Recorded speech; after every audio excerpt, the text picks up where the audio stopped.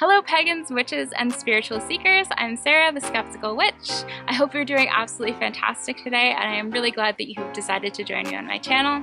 Today I'm just out at the cottage, my parents' cottage, just chilling outside. I thought that I would make a video while I'm out here basically about spell jars and how I approach them as a skeptical witch and how you can make them more effective for yourself. Basically, how to give them that little bit of extra oomph to really make them work well for you. Regardless of whether you're a skeptic or not, whether you actually believe in the literal existence of magic or not, hopefully this video will be helpful for you in learning how to make your spell jars, or really just any spell in general, how to make it work better for you as the practitioner.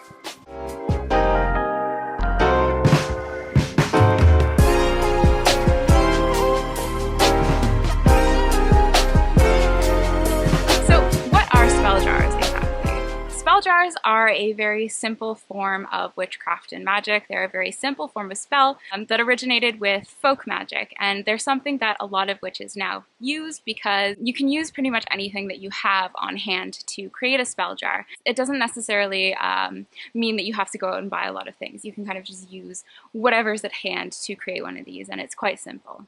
How you would go about creating a spell jar would be to first set your intention, basically decide what the spell is about, what you're actually creating this spell for. So is it going to be for prosperity, for wealth, for creativity, for enhancing focus, for confidence, developing confidence, for protection?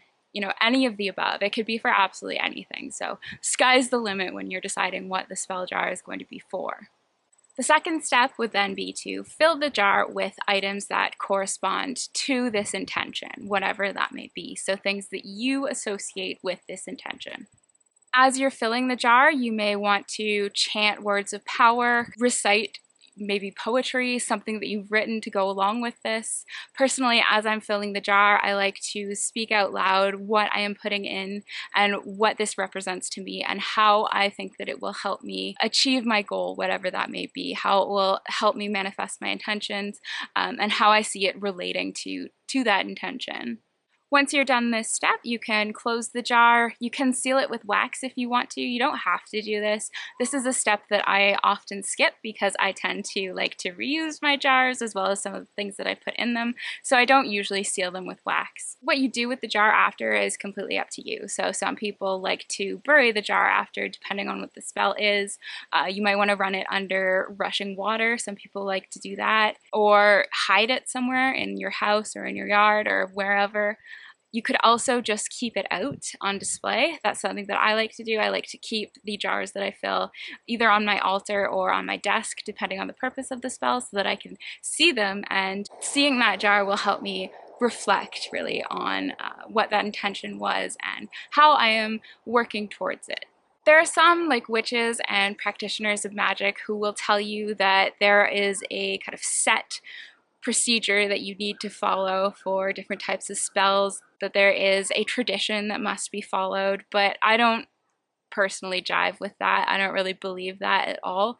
For me, magic, witchcraft, it's very personal. So I say that it's all up to you. You know, whatever you want to do, whatever you want to put in it, whatever you want to do with it afterwards, it's completely up to you.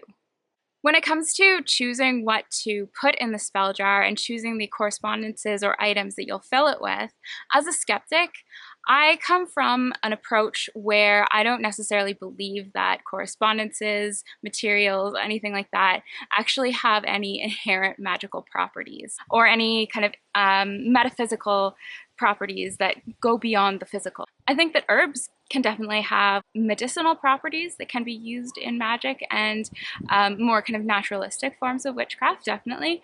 But things like crystals, for example, or colors, or any other kind of objects, I don't really think that these necessarily have magical properties that are inherent within them, right? So I don't think that amethyst, for example, inherently somehow leads to de-stressing or leads to being calm. I don't believe that using rose quartz in a spell is necessarily going to correspond with love. I think that correspondences and these magical properties are things that we collectively assign things and that we develop in the collective consciousness together. You know, you can go online and find just like lists of correspondences and all their meanings, all of the things that they're related to. But I think that there are no universal meanings for anything.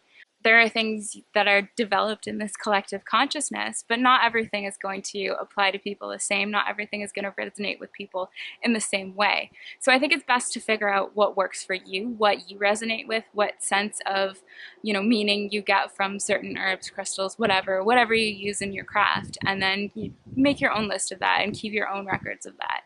But just because things like crystals, colors, herbs, plants, whatever, don't have inherent magical properties doesn't mean that they don't affect us in specific and meaningful ways. This doesn't mean that correspondences don't have a particular and lasting effect on us that can really be used meaningfully in witchcraft and magic.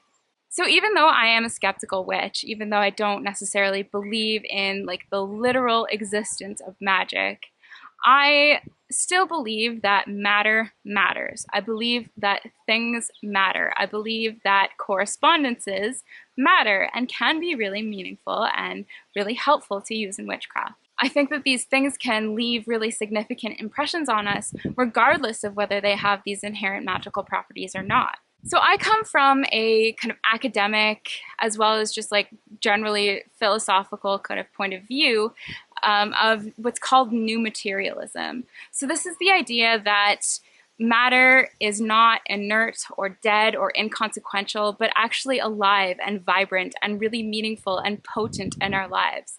It's this idea that matter has agency and plays a really important role in our political, social, economic, cultural, and, if we want, magical lives. New materialism is not materialism. It's not about having a lot of stuff. It's not about buying lots of things, but rather about recognizing that the things that we have already, the things that we surround ourselves with, the things in our environment and the environment itself has a really important impact on us and shapes the way that we think, shapes the way that we behave, shapes the way that we engage with other people and with the world. New materialism is all about the relationships that we have with things, the relationships that we have with matter and our tangible realities, and how it impacts every aspect of our lives in ways that we often kind of don't think about and don't recognize.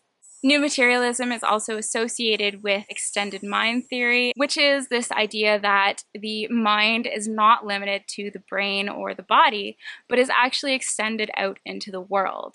So just as we kind of shape things, we create our world in a certain sense, things also shape our minds and shape our perception and completely change the way that we see the world and the way that we engage with it.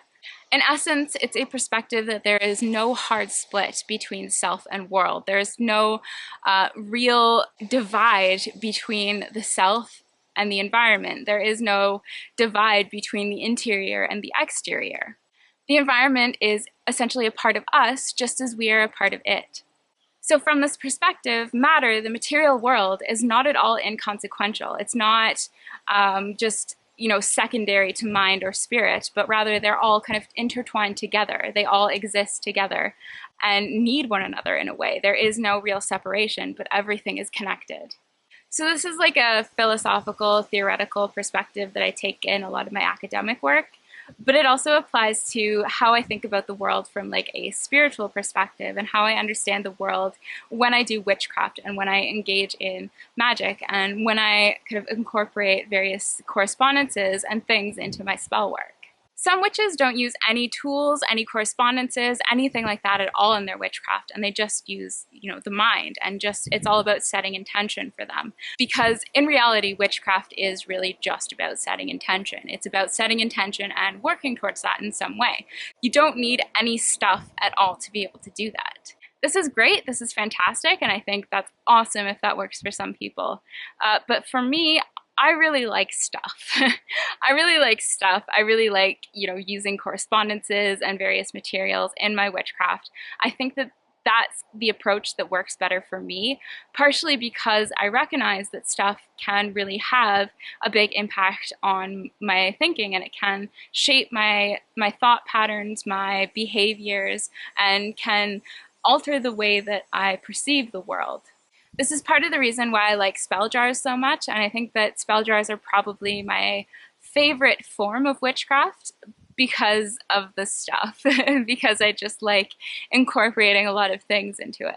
So from this new materialist, extended mind kind of approach, the stuff that's used in the spell jars, the correspondences, they're not important or meaningful necessarily because of any magical properties that they supposedly have, but rather because of the relationships that I have to these things. They're important because they are meaningful to me in some way, because I make some sort of connection to them. Essentially, from this perspective, this kind of new materialist psychological perspective, you don't need to follow any specific recipes, any specific guidelines. You can just do whatever the hell you want. As long as it works for you, that's what matters. So for example, you can switch up traditional correspondences and replace these traditional things that we associate with correspondences, these traditional magical properties that they have, with magical properties that you create, that you decide, things that resonate more with you. A lot of witches use basil in their spells for things like wealth and prosperity. And that's cool if that resonates with you. But if not, change it up. What do you use basil for? What do you associate with it? For me personally, I associate basil with like family. I associate it with cooking with my mom. I associate it with like the hearth and the home. So that's what I use basil in my spells for. Another example might be raspberries. Raspberries are traditionally associated with fertility and love. But for me, I associate them with lazy afternoons at the cottage, just picking fresh raspberries off the vine. I associate them with, feelings of relaxation, feelings of being at peace. And when I use raspberries in my spell work, they bring up kind of those memories and those sensations, and they evoke these feelings that, I personally associate with them. So you can completely just mix up traditional kind of correspondences and associate them with whatever you want to. In addition, basically anything can be made into a correspondence. Even if it's not considered something that's traditionally used in magic, you can use it in your spell work. A lot of traditional and mainstream spell jar recipes call for things like crystals, herbs, colors, plants, flowers. But I think it's great to go beyond that and to use more mundane objects in your spells. By using them in your spell work, you make the mundane magical.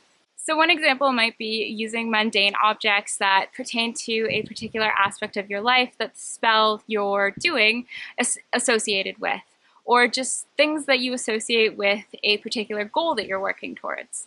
So for example, in the most recent spell jar that I did, I used just like thumbtacks, regular old thumbtacks in the spell jar, because these remind me of the schoolwork that I do. I use thumbtacks to just stick up post-it notes and cue cards with my notes all over the walls, and it gets kind of crazy, but this spell was for focus in schoolwork. So it made sense for me to include these tacks as a part of that. Another example might be to use something mundane from a particular memory that you have, from a particular encounter that you had, just anything, any moment that you really cherish, and whatever from that you might want to bring into the spell. So for me, I actually have like a box of memories that I keep on my altar, where I just keep a lot of random trinkets and objects and random mundane things that remind me of particular moments in my life, or for example, remind me of the first time I met a specific person that was important to me. So I keep these on my altar and I use them in spell work sometimes. Another example might be if you were doing a love spell and you just went on a really great date and you want to kind of evoke the feelings that you had during that date again in the spell. You might want to include just like a sugar packet that you took from the table or something. Just whatever reminds you of that moment, any tangible remnants of that memory that you have, you could include in the spell and have that be something that is meaningful for you and something that really works. Another example would be to include things that remind you of like qualities that you want to emulate or accentuate within yourself. So for example, representations of people or characters that you associate with or that you want to draw on some of their characteristics and use that to amplify the spell in some way. So for example, I might use a like Harry Potter Lego figure that I have of Hermione Granger in some of my spell jars when I want to be doing a spell for like university work, my graduate studies, in order to emulate her qualities of, you know, being a hard worker, being determined, being smart, being very, very intelligent. If you can't tell, I do a lot of spells around schoolwork. So because I associate, you know, Hermione Granger with these qualities, and she is actually one of the kind of pop goddesses that I work with, it's, I think, helpful to have a representation of her in the spells sometimes. You might also include just things that are related to whatever you want to manifest. So for example, if you want to manifest a new car, include a little like toy car in your spell jar in order to help you think about that and help you remain focused on that particular goal. If you want to go on a vacation somewhere and you want to manifest that vacation, then keep pictures in the spell jar of whatever vacation destination it is. You could also use these mundane objects and things that, you know, whatever you find lying around the house, honestly, to make more abstract connections between things. So for example, if you were doing a spell to help you open up a little bit more in a relationship, you might want to just use like an old key to represent that. Another example could be if you have a cat and they lose one of their whiskers, you could use that whisker in a spell to help you, say, be more agile on the basketball court. Sometimes the brain makes really weird, random connections, and that's totally cool. And I think that drawing on those connections and recognizing them and actually being able to use them in your witchcraft can make your practice and your craft and your spells just that much more powerful and that much more effective. Essentially, be creative, be random, be weird, and have fun with it. Don't worry about things like the aesthetics of the jar. I know, like, if you look up spell jars on like Pinterest or Instagram or something, there are tons of absolutely beautiful jars that are like so like gorgeously put together with all these nice flowers and everything's perfect. But magic isn't always pretty. That's the thing, right? Like, don't be afraid to get messy with it. Don't be afraid if it looks super weird and super random, as long as it's meaningful for you and as long as you are kind of making those connections with it and you have a specific relationship with things that you've included in it, then it will be more effective, probably more effective than if you worry too much about making it look pretty or worry too much about using the right things. I think that it can be so much more helpful to your practice and to your craft if you allow yourself to step outside the confines of what's considered traditional or what's considered magical or what's considered, you know, appropriate to be used in witchcraft. If you let yourself go beyond that and let yourself kind of move beyond those limitations, then I think that your practice can really benefit from that, and it might really help you make these spells so much more effective for yourself.